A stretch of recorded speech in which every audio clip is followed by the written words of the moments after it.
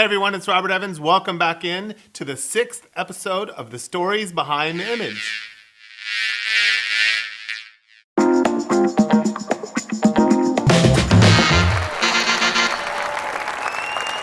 Hey everyone, it's Robert. As I mentioned, we are back with another episode of the Stories Behind the Image. And in this episode, the 6th edition, I'm going to share with you 10 or so of my favorite images taken over the years and telling you the stories behind them. If this is your first time watching the Pixel Show, or if you're interested in some of our other content, you can go back and watch some of the other shows that we've done on the Sony A9 II, on the 135 1.8. I wish I took that, where I feature other photographers. But anyway, you get the idea. Click back and check out some of the other episodes. This first image was taken at a wedding that I did just last year, a little more than a year ago. I think they just had their 1-year anniversary. And this wedding took place in San Diego at the wine country, so I believe out in Temecula. And it was a beautiful wedding at a beautiful winery. I really enjoyed photographing this wedding. 2 brides, as you can see. I've done many same-sex weddings, and in my opinion, it's all the same. Like, I've, of course, shot heterosexual weddings over the years, and it's really the love that I go out there and I really try to capture and that I want to show. And this is no different. So for me, this wedding was absolutely beautiful. This winery was really great. I went out and just tried to do what I do and play and have some fun and really catch some interesting moments. Okay, let's go on to the next one. Now, this is a wedding that I worked on in Colorado with a really great friend of mine, Francis Marone of Francis Photography. And this was taken on the couple's family's estate in Colorado. And the groom, of course, is the one closest to you in camera. And he and his guys, they wanted to do some pictures. I was shooting the guys before the wedding. And there was these little ponds on the property, and they were staying and getting ready at some of those cabins up in the background. And he asked, he's like, I want to take pictures with our rifles and our fly poles. And I said, I'm in. I'm an avid fisherman myself. I love fishing. And to be able to get a shot like this was pretty unique. This is on my Instagram. You could go back and look at that too, at robertevans.com on Instagram, or just at robertevans, I guess. I love this photo. It was just kind of unique. You never get an opportunity to do something like this. I had them all fishing. I kind of lined them up on the bank. I believe I shot this with a 35 millimeter lens, and I just got them all flipping the poles at the same time. So for me, to sort of incorporate a little bit of what I love to do in with my wedding work was kind of a bonus. Okay, let's go on to the next one. So now this is a little bit different, not a wedding image. This image was taken in the winter, obviously, here in Minnesota at the Minnesota Landscape Arboretum. I do work for them, and last year I shot their annual report. So I have to go out to the Arboretum as many times as I want to, of course, during the year. And I go out and I shoot images. So last year's theme was joy. So that's a pretty easy theme. So anything that brings joy. But this, of course, is a reflection image of the Chinese garden reflected into the pond that's next to it with snow. So to me, it pretty much, I think this could be a painting, especially if you flipped it. It almost looks like an oil painting.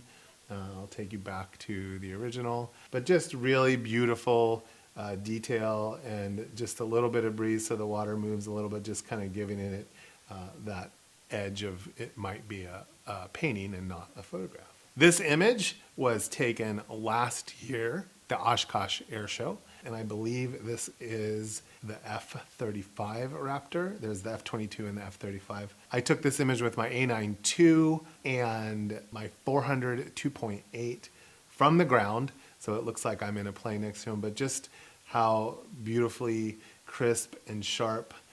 You see a little detail in the end of the engine where the flame's coming out. But to be able to capture an image like this with, quality equipment, this isn't quite sports, but it's like shooting sports. And I shoot a lot of sports. I shoot my kids' sports.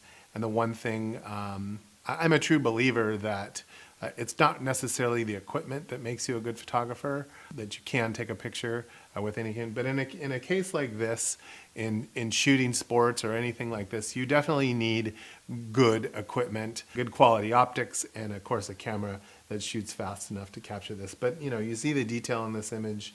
Obviously you see all the detail in the plane, but more importantly, you see the pilot in the cockpit.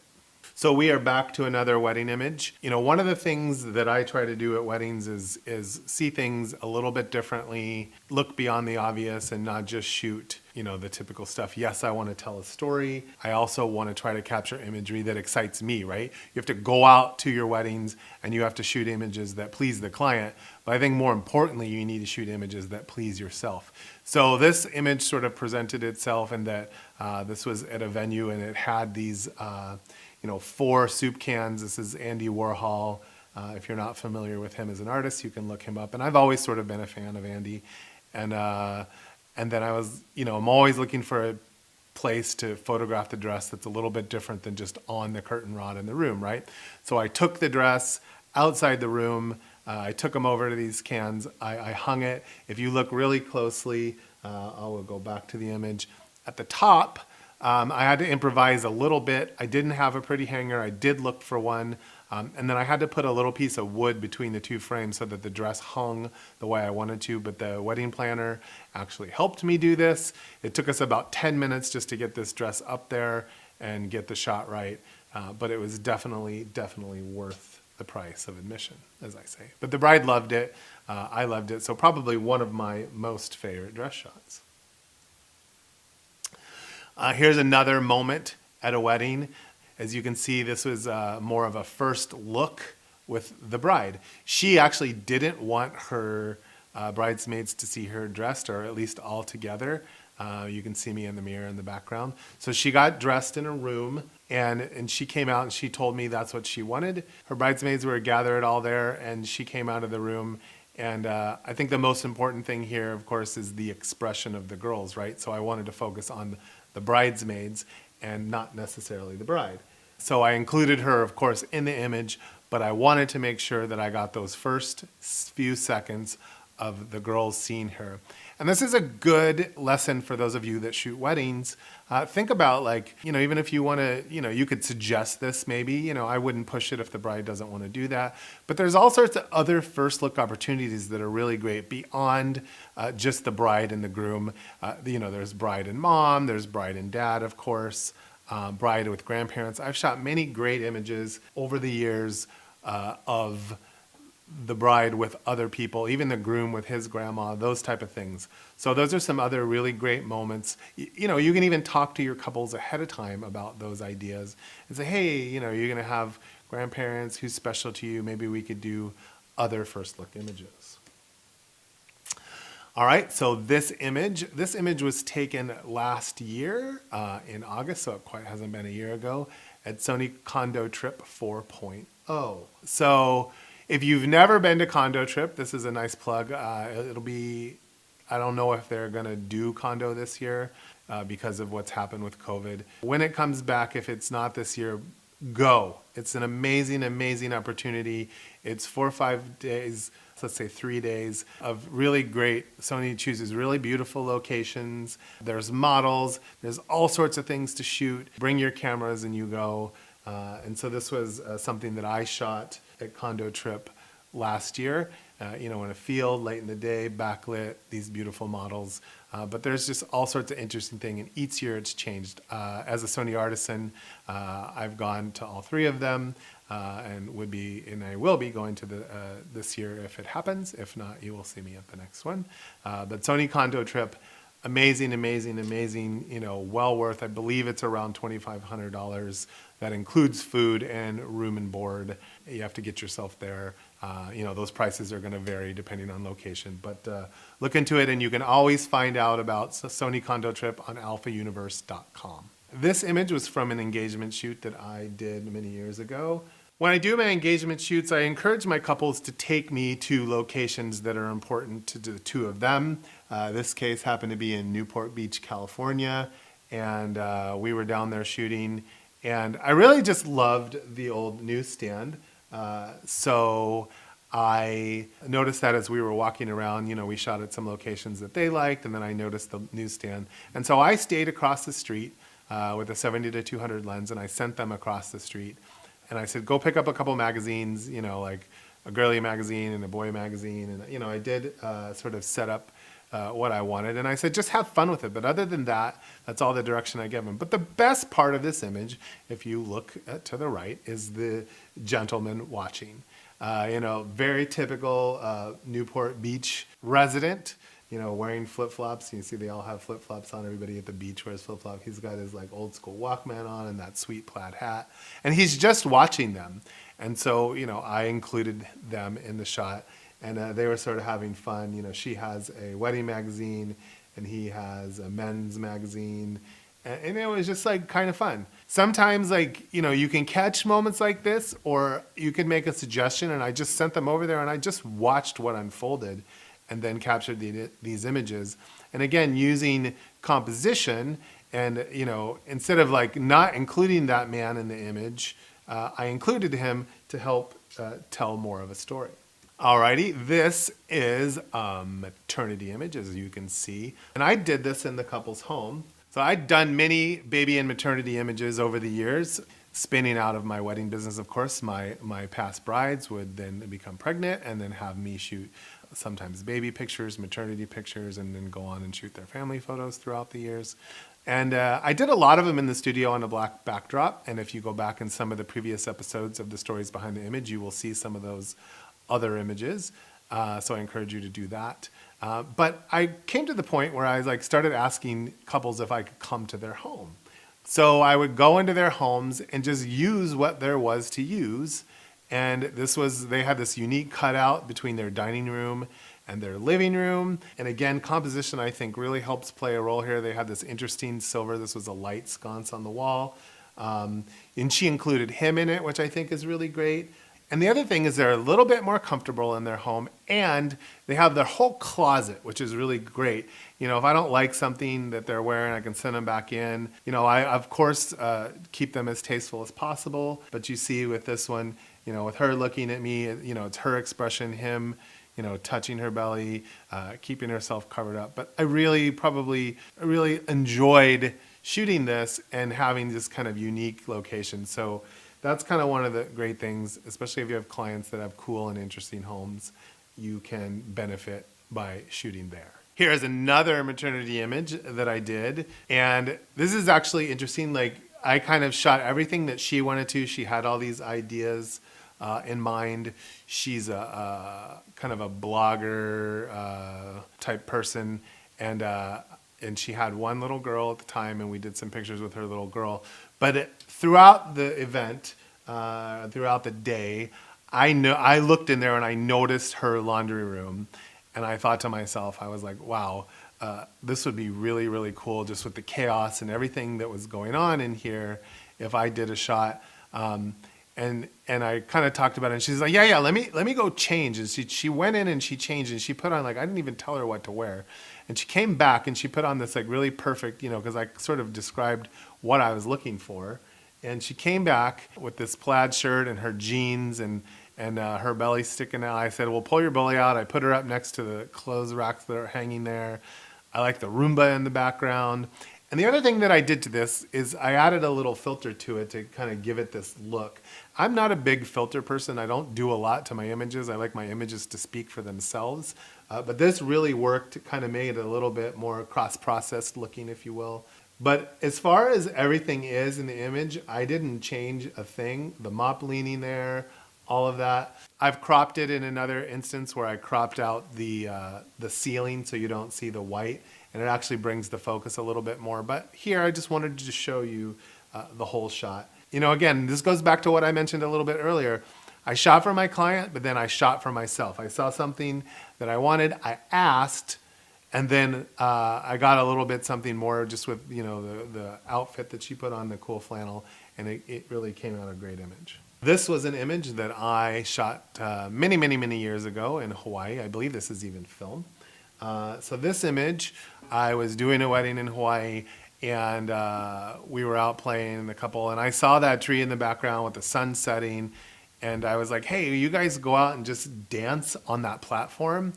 And so they were like, yeah. So like they went out there. I shot with a long lens. I think I probably had a 70 to 200 on here. I wanted to include the whole tree, and I just took several images, and this was my favorite. I liked that, you could see him turning her and her arm up, because they're silhouette, right? So it has to be something somewhat interesting. They're apart. Sometimes that's nice on a silhouette when they're apart, so you can see the lines and the definition between both bride and groom, and of course the tree.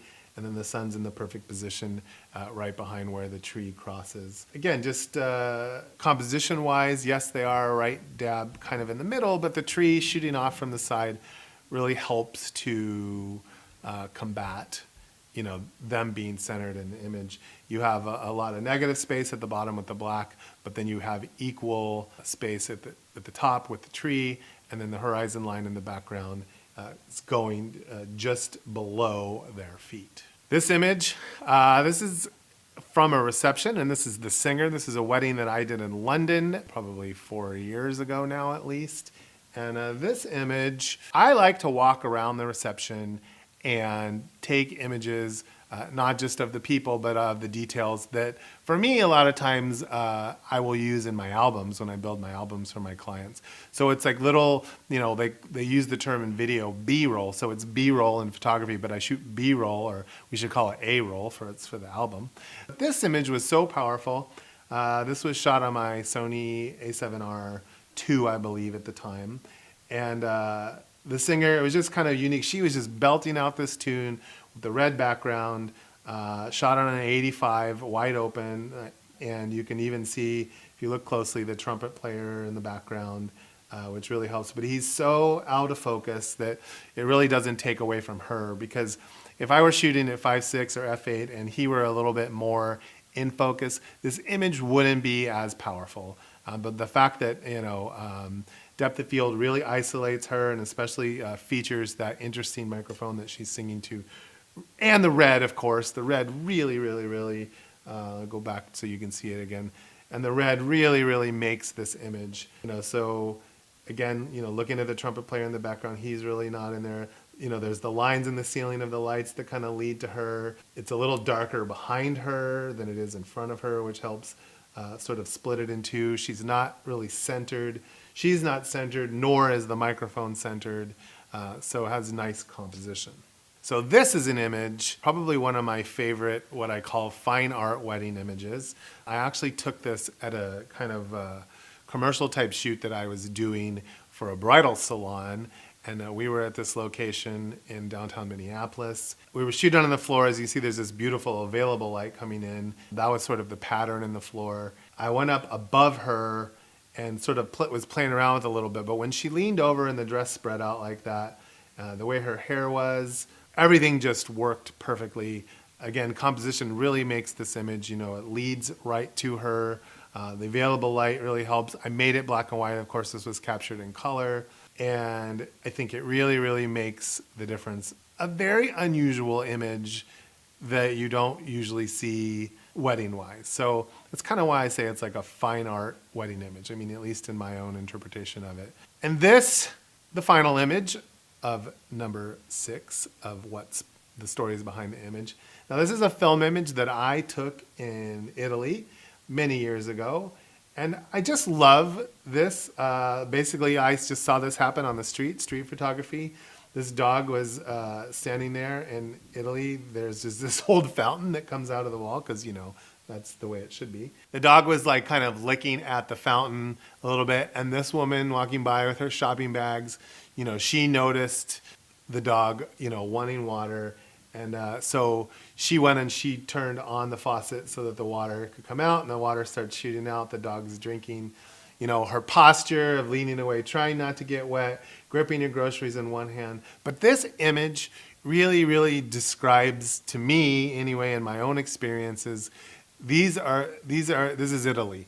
These are the people of Italy. They're so warm, they're friendly, compassionate, and this woman had absolute compassion for that dog, and she wanted to make sure that it got a drink of water, and I was there and lucky enough to capture it. So I hope you enjoyed episode 6 of the Stories Behind the Image. If you like this, please go back and watch the other 5 that are previous to this. And you will get to see more images that I've taken. Basically, I pulled together about 60 or so images that I've shot over the last 30 years. This is show number 6, and I have 2 more to go. So stay tuned, and thanks again for watching. I'm Robert Evans. This is The Pixel Show.